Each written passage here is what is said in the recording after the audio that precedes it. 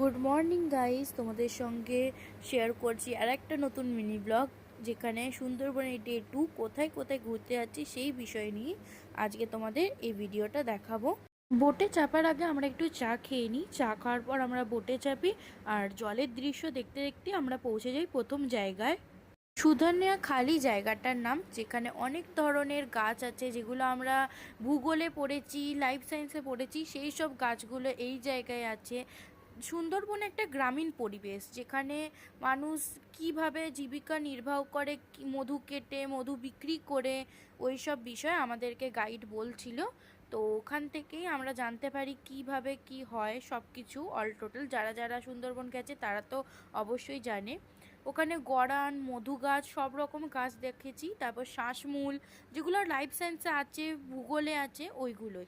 Second আমরা একটা জায়গায় যাই, যেই জায়গাটার নাম আমি দেখিয়ে দিয়েছি, এখন মনে পড়ছে না।